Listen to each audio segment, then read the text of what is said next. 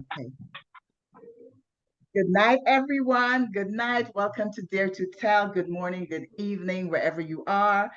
I welcome you to my platform, Dare to Tell. And so tonight, my name is Donna. I'm your host for Dare to Tell. And with me, I have my co-host, Sister Leslie.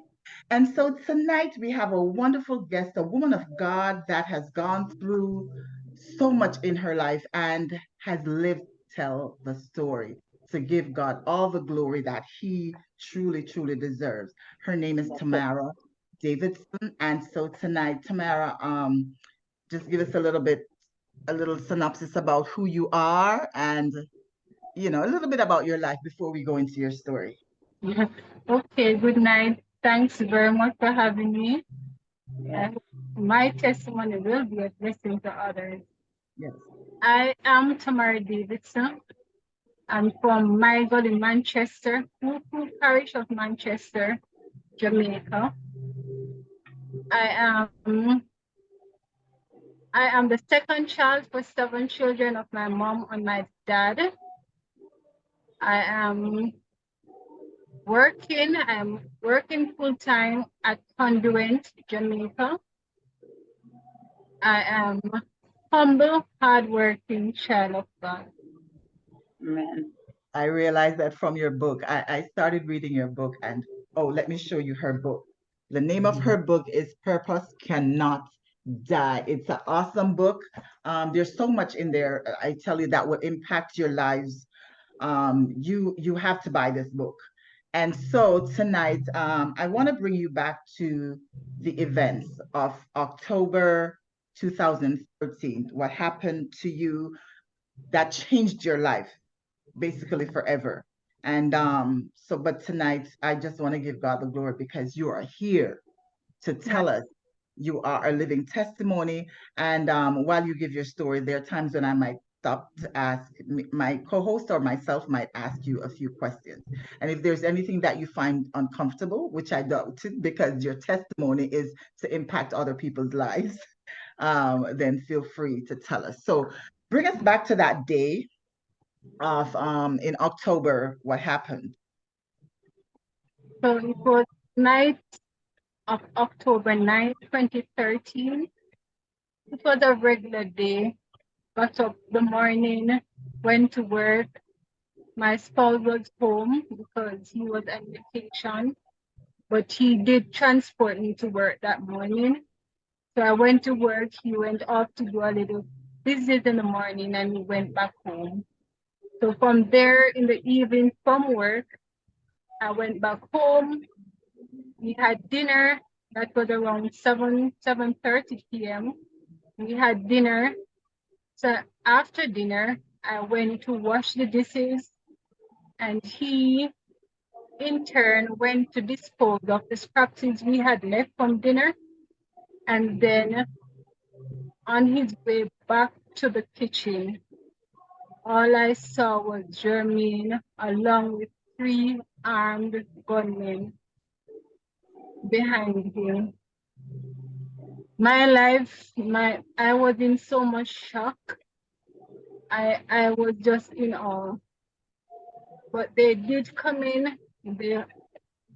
As they came in, they ordered us to keep quiet and to go down on our tummies, execution style. So we obeyed and we did what they said. During that entire period, it was it was it was terrible. I was shaking, I was nervous. I was there just praying and asking God to just cover us and to just save my life at that moment because I didn't know what would have happened. So the gunman, he began asking for gun because my fiance, he was a police officer. Mm-hmm.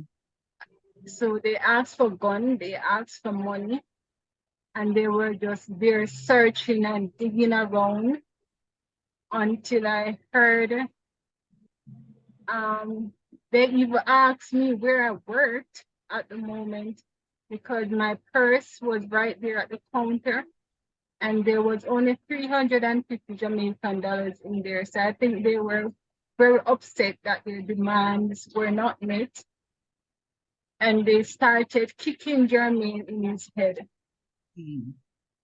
That at that moment I was just praying and they kicked him and I heard a little silence and there was it. They shot him twice in his head. At that moment I was there just praying and was like, God, it's me next. So Mm. I just laid there and they shot me to the neck first. That bullet lodged in my C5 vertebrae, and that bullet it affected my spine.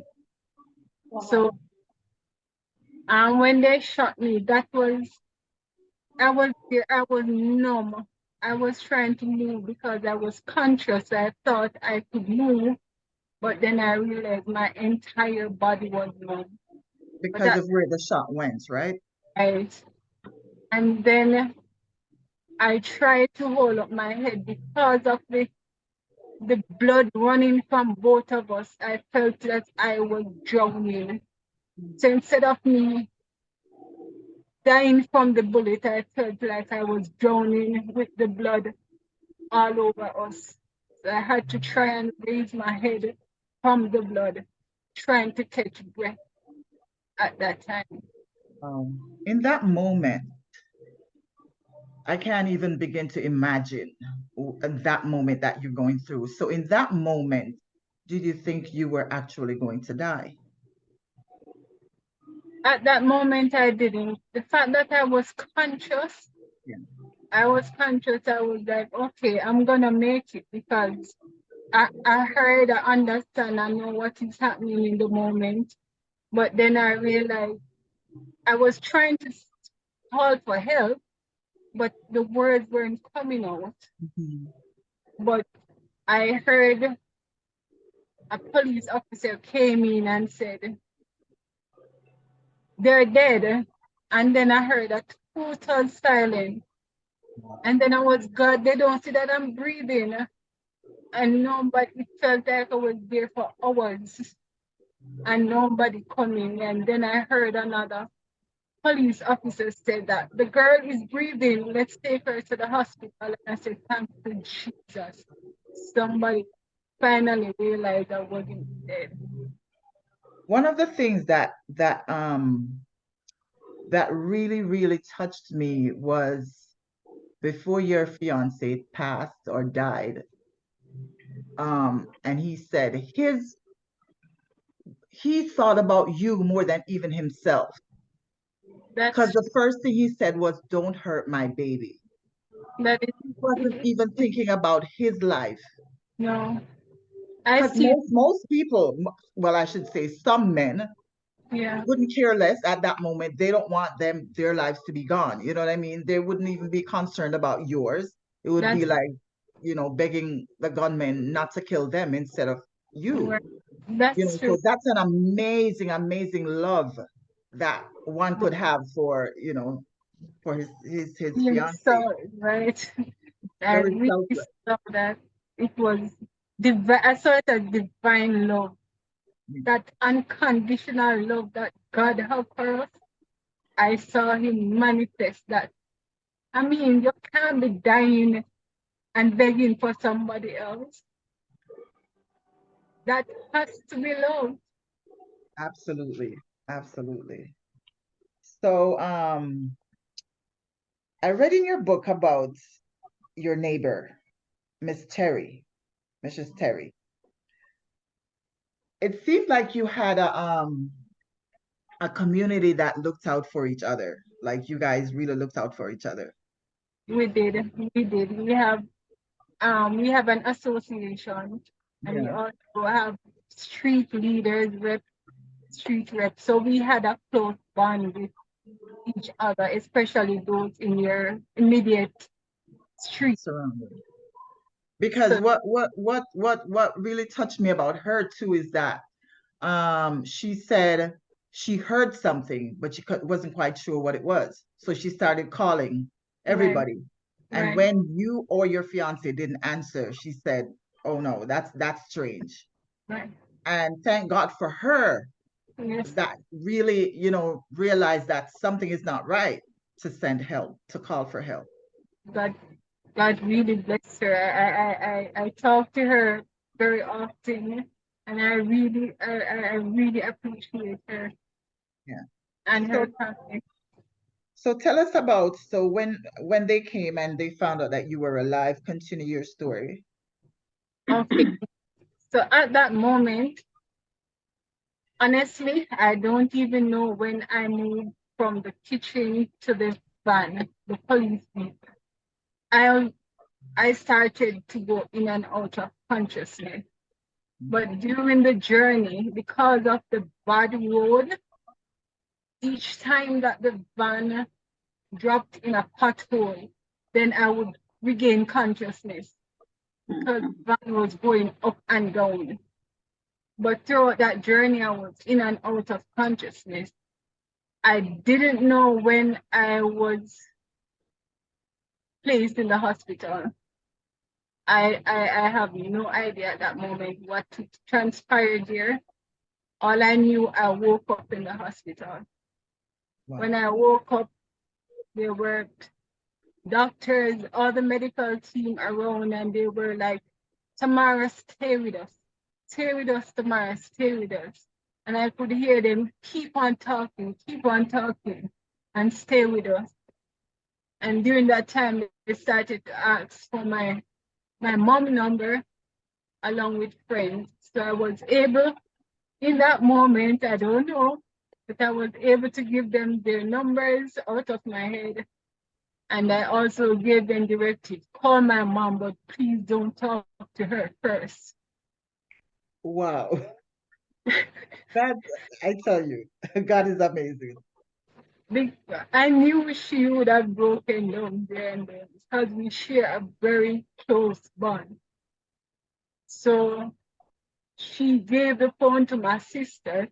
So she was the one who answered, but my mom realized that something was off. Mother's instinct, a mother's. Yes. So she like, what's happening? Why are you so silent? What is happening? And my brother blowed her.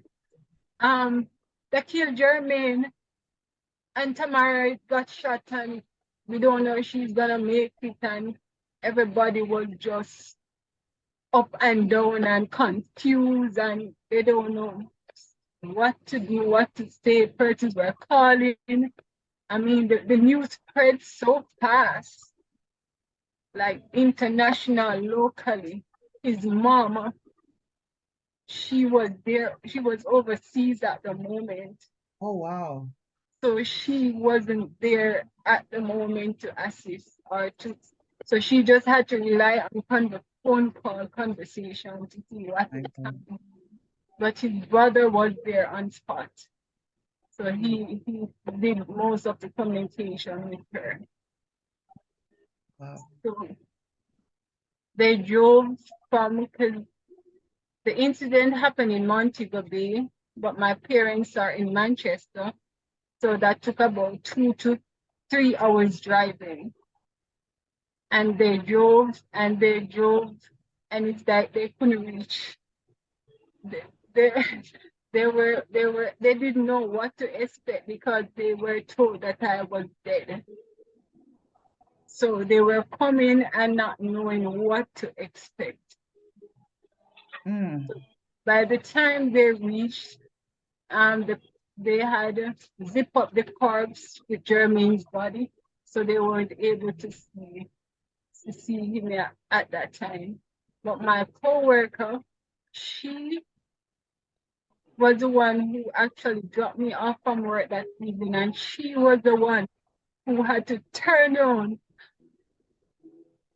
and acknowledge and to identify Jermaine's body. And I mean, she just talked to us like an hour ago, and then this. So she was broken, but Mm-mm.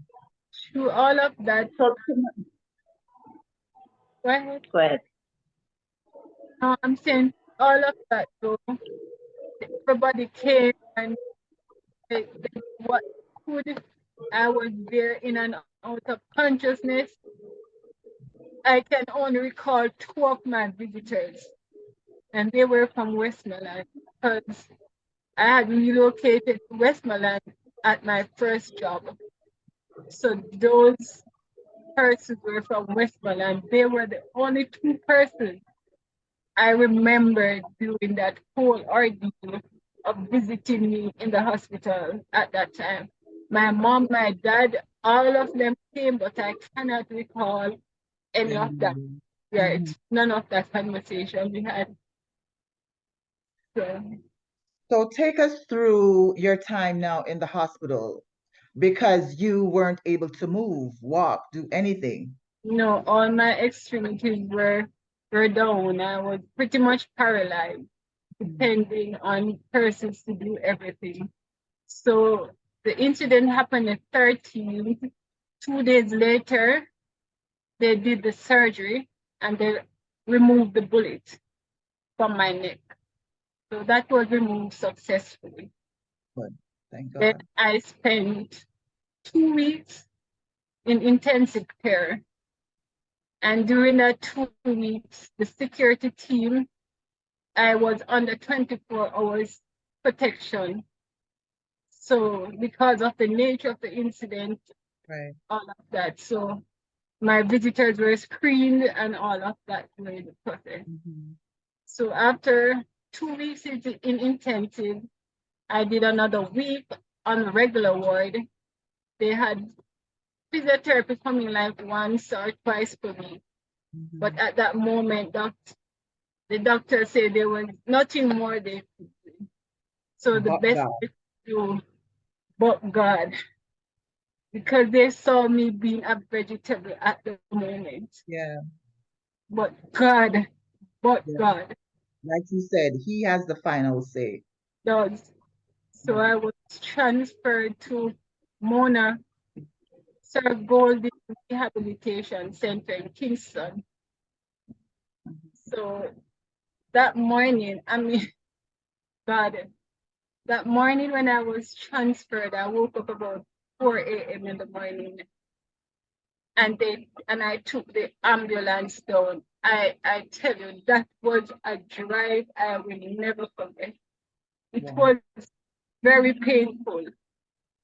I Wow. think, every shift, every move, the pain just started. I prayed the entire time to just reach and to be out of the vehicle. And when I went to rehab, they did an assessment because I went there for an assessment. I did an Go back assessment, to the hospital.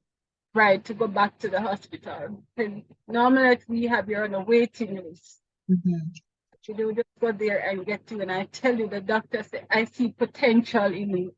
I'm not sending you back to one to go there. And I was Wow. admitted the same day. And from there, God just take over. I I I watched God move me from that stretcher to the wheelchair to the cane, walking independently through that process. I spent 5 months at rehab, Wow. 5 months, and the first couple of weeks, I still had the staples to my neck and all of that. So I still was going through the healing process while therapy was going on. But my therapy, they encouraged me. They said, "Tomorrow you have to push through the pain." Miss Wheatley, she said, "Tomorrow you have to push through, fight through the pain." And she, I had her for a short period, and then I was assigned to Linva Lewis. My God, he is He is so committed, so dedicated. He, I think at one point, he had more faith than I had. Yeah. I was saying, boy, this just look, yeah, it's rough. Because green therapy, it is rough. I cried right through. It is hard. Imagine you lying down for 3, 4 weeks and then you have to regenerate all of those movements. It Yeah. was hard. It's like becoming a baby all over again. Learning to do everything. When I went to rehab, the only thing when they assessed me that was moving was my mouth and a little movement to my left leg. I was paralyzed. Oh, Jesus. I And they truly believe that every person from the hospital to the rehab, I think God just placed them there every step of the way for They you. did. They did. Even the person, Maxine Maxwell, I mean, I knew her for a short period, and I tell you, God used her throughout the entire period. She cooked home cooked meal. She made she made fruit basket from home. She came, she washed, she did like everything. She was like a second mom throughout the process. God bless her. My And God. I tell you, I appreciate my friends at work. I mean, Jesse, Kenisha, Wendy, they were there. They were there every 2 weeks. I was at Mona for 5 months, and every week until at the latter part they started coming every 2 weeks, but they were there throughout the entire period. From I was beginning to end. from the beginning, I was lost of nothing, and I thank my work, my employment conduit. They paid me throughout this entire 9 months that I did not work. That was I read about that and I'm like, Jesus, God bless these people because who normally does that? Once you're Well, incapacitated, that's it for paying. God yes, bless them. I was able to, I mean, I had no problem about my medication, about whatever I had to buy, and I lived comfortable throughout the period. I mean, the only time I was hungry is because I couldn't move. I was hungry one night, and I tell you, I have everything stuck up. And I said, God, imagine I'm hungry and I cannot move to take up a snack. Jesus. But God, but But God, God. Yeah. He, And what I heard, well, I read where you said the greatest healing therapy is friendship and love. And that is such a critical point that you could ever write in this book because healing is not just about the physical, the body. It takes a community, friendship, love, family, the whole works, because that's also a part of the healing process, I think. I mean, I wrote a whole chapter about the importance of friends and family. They were my healing force. Without them, I could not be here. Mhm. They really stood by me, and I really appreciate them. Every Absolutely. Because these are the times when you're down and out and you're going through some storms, that's how you find out who truly are your that friends or your family, whatever. true. But I tell you, I have lost some friends along the way. Yeah. You knew who your true friends are were, Yeah. and is indeed something that I have proven. Yeah. I really thank God for them. I thank God for my mother. My mother, I mean, she is something else. My Yeah. mom was at rehab every single Sunday that God sent. She's a domestic worker, and I tell you that I don't know where she finds fear from sometimes. I know she borrows, but she was there. That's the She mother. was there at a point that the ward assistant said, Tamara, your mommy soon come, so she will tidy and bathe. So I said, no, that she is coming. Wow. You said you questioned God, though you were not angry with him. You said you lost trust in mankind. You developed hate and bitterness towards the perpetrators, and you asked God daily why he would allow this ordeal to have happened. You had so many questions for God, and you were in a dark place because you became fully dependent on others. You lost your confidence at times, and your emotional state was unstable. So how did you get through that time? I mean, I know you had family and friends, but you within yourself, how did you really like cope, asking God all these questions and wondering why he took Jermaine and all of that? Like how mentally, emotionally, how did you You cope? know, there was a period, I think it was a Sunday evening, some visitors from I don't recall which church they were from, and they came and they say, Tamara, I know you're sitting there asking God why you. And let me tell you, you need to ask God why not you. And that has stood with me throughout this ordeal. It must be a reason why God saved me.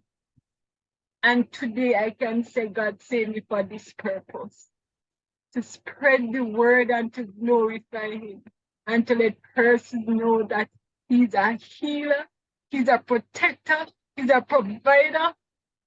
He never leave nor forsake us. Exactly. No matter what the circumstances, no matter what you go through, because when we read the word, we realize all these people that went through so much tragedy. I thought about Job and he lost everything, and it wasn't easy. So I'm in awe of your strength. I'm truly in awe of your strength. Some people would have probably given up and said, I can't do it, especially when you have to go through therapy. You Right. know, Was a lot of people would have probably given up. Sister Leslie, do you have any questions for Tamara? Tamara, I listened to your story, and when you're telling the story, I hear the emotions as if it's something that just happened yesterday. And that happens oftentimes when we go through trauma. But the first question is, do you know who the perpetrators were? Were they familiar to you guys? no, I don't know them. I Okay. know them.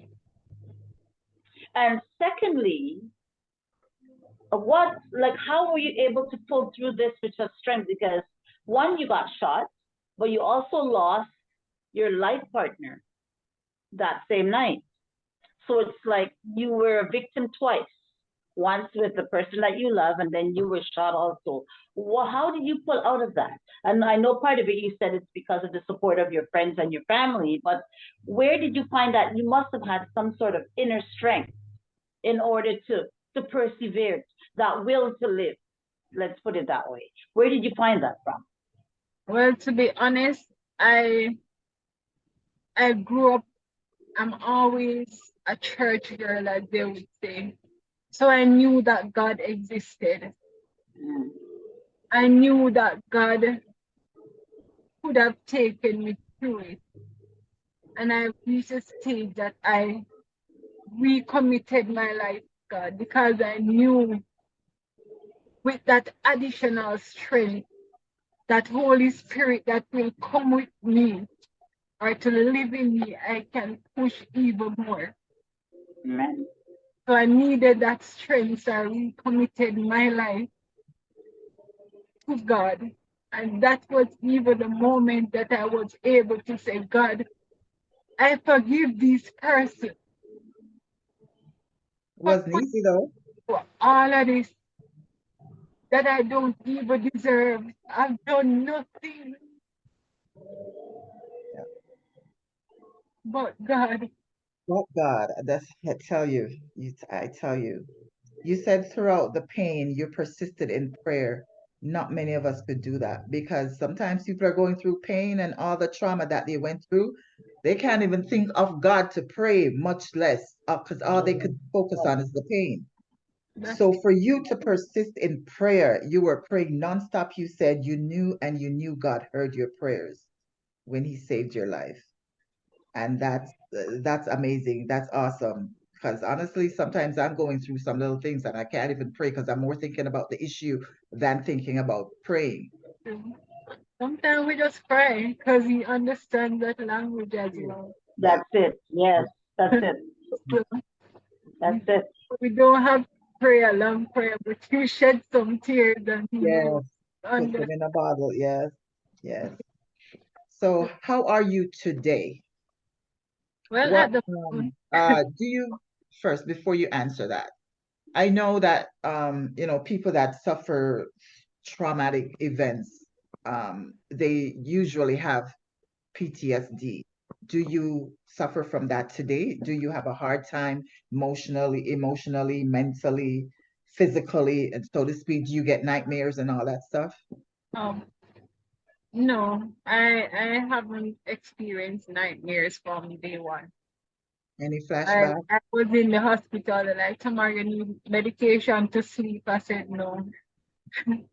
Yo, let me tell you, God kept you. Lord have mercy. I say God was all over you. My God. I didn't take any sleeping pill at all. I Wow. I mean, God really. I mean, it was not me. It wasn't my strength at all. No, not at all. I did nothing. I just allowed God to just use me in the time to just.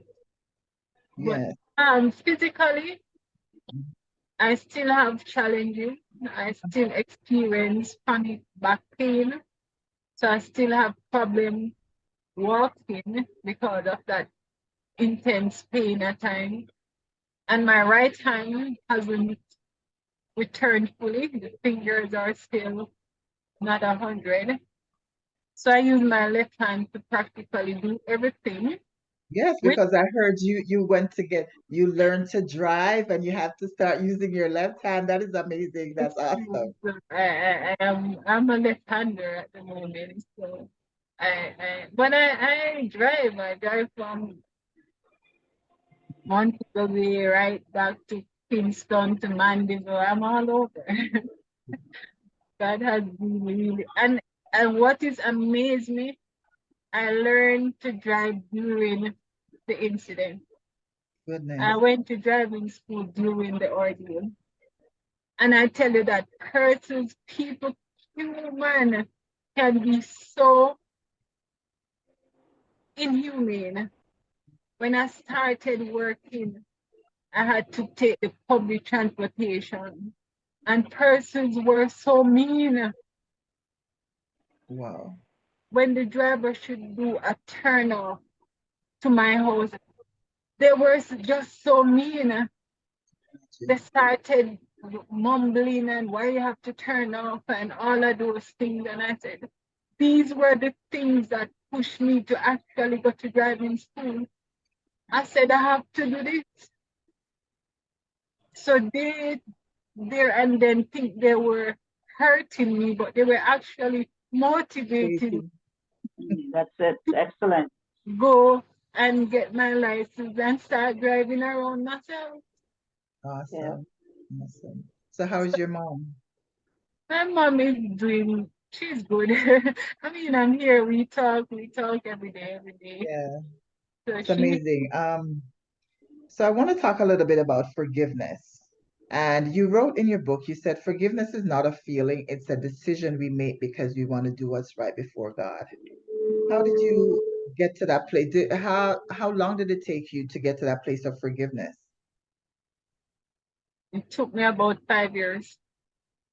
Understandably so. Yeah. It, it wasn't an easy decision Of course not. to Like they know took, that you're still, it's not like I am well. I'm still living in the process, in the moment of sickness. yeah. So to see it every day and you wake up and you see the scars, you wake up and feel the pain. and then you have to turn around and say, God, I forgive them. It wasn't easy. And I think the church and I recommitted my life. That was the moment when I said, I have to do this. Yeah, And I did this for self. I didn't do it for them. exactly. I did it for Exactly. self because I am the one that need to move on. Yeah, I am the one that need peace of mind. that's right. So I did it for me. Yes, you said you are a survivor, which you are. You are a victor, not a victim. Yes, you are a victor. You are more than a conqueror through Christ. You truly are. You know, it's just Tamara, honestly, I'm really in awe of the person that you are and how you have overcome because I don't know, many people, even to this day, the forgiveness would not be there, no matter how much we are in God. You know what I mean? It's a tough one. It's tough, and but I commend your strength, the strength, like it said, when you are weak, he is strong because his strength is made perfect in your weakness. Right? And I really do give God thanks for you. I would love to do a part two with you because there's so much in your book that I want you to talk about. Um, but today I give God thanks. You spoke about your sister, that she was there with you and that she Right. became your best friend and stuff like that, which is amazing. It's such a joy to have family and friends that truly Sure. stick by you during hard times. Right. And you are so strong. I don't know. And you are beautiful. I love your smile. And to show that you can smile even after all that. Yes. We give God thanks. They will say I never lost my joy. you The know, joy of the Lord is your strength, girl. Yeah. That's right. as I mentioned, smile, one of the nurses that came to look after me and they said, Tamara, when you start smile, I come back. Because I don't know where that smile goes. So I had to Yeah. smile even through the pain. Because I just had to keep it. But Yeah. God has been really good. I am in awe of his greatness. Yeah. Of course. I, And rightly so, because I don't know. I can't I I don't know how I would be, but thanks be to God. You are a walking miracle to this day. I can't stop, like when I read your book, I'm gonna go over it and read it because I couldn't put it down. I just kept I'm gonna give my sister to read so that when we're doing part two, she's able to see everything that you've gone through. But this book is really it has an impact because there's so much in it, even though you're telling your story, but there's so much to help other people, to give them hope, to let right, them know that God is truly a miracle working God, and that there's nothing that he cannot do. There's nothing that you cannot come back from because look at you. yep, Mhm. living, walking testimony. God is Yeah, That's it. he's good. Oh okay. my God. So you yeah, I would I'll talk after I stop recording. Yeah, okay, no I'll say something to you that will not go out into the airwaves. So problem. Sister Okay. Leslie, do you have any more questions for Tamara? That's it for now. I just admire your strength, like Donna says. But Yeah. I do believe God took you through this journey for a reason. Yes. For that reason that you're doing it now, that you wrote a book. So Yeah. other women can be encouraged. Right. Young women can be encouraged. People Yeah. can realize that, God is a God of second chances. Yes. You got a second chance, and it's your opportunity now to be like the woman at the well. When she had that encounter, she couldn't keep it to herself. She had to go and tell everybody about it. She ran into the city. Come see a man who told me all about me, right? So Right. your story is similar, where come see a man who saved me from Mhm. from death's door, because the gunshot in your neck, that could have been instant death. He's chosen to save you for a reason and a purpose, and that purpose is to go tell others about him. so that they can have that encounter with him as well. So you have a big task ahead of you, but that's why, your purpose is to go and spread, be an evangelist, and every person that you meet, to tell them about God. What he did for me, he can do it for you as well. Amen. So thank you for sharing your story tonight. It's truly inspiring. It's encouraging because we know that even though we walk away from God, even though we're disobedient, he never leaves us nor forsakes us. He's always there for us. Absolutely. Right? So for that person who might not know God or who might not have a relationship with God, that's their opportunity to hear your testimony. I want to read just a few lines of what you wrote in the back. Purpose cannot die. It's a poem. When you said you're talking about everything that you went through in the poem, and like you said, on a fateful night in 2013, the devil tried to end my journey, but God intervened with his grace and mercy. 2 shots received and left for dead. One bullet pierced my neck, the other my head. I should be dead, but God is the head. I just love that. God is the head of everything that you've gone through. Yeah. And I give God thanks for that. Yeah. And but I just want to say to the viewing audience, what Tamara went through. I mean, people have gone through less or even worse, but she lived to tell the tale. Do not keep your testimony to yourself, because it is hope for somebody else. It can help somebody else that is going through or have gone through to say, you know what, I look at this young lady and she has lived, she has overcome everything that she has gone through. I can do the same, with God. All things are possible. And so tonight, I just want to say, Tamara, thank you so, so much. I give God thanks for your family, your friends, your neighbors, everybody that helped you in that process, because they helped towards your healing. And it is so amazing, that community, So I give God thanks for you, and God bless you, girl. Keep going, keep giving your testimony, and just spread the word, because God truly, truly is awesome. You have any final words to say to somebody that might be going through or, have gone through something traumatic? Okay. For the final word, I would say, no matter how long you're going through something, no matter how long, God will come through. He always come through for us.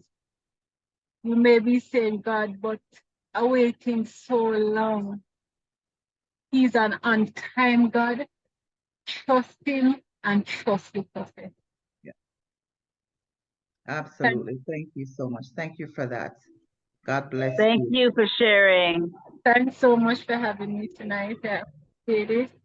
And to my viewing audience, thank you for watching. Thank you for listening. And I hope that you will just continue to believe and know that you have a purpose, and that purpose cannot die. So I give God thanks for you. Have yourself a blessed day or night or evening, wherever you are.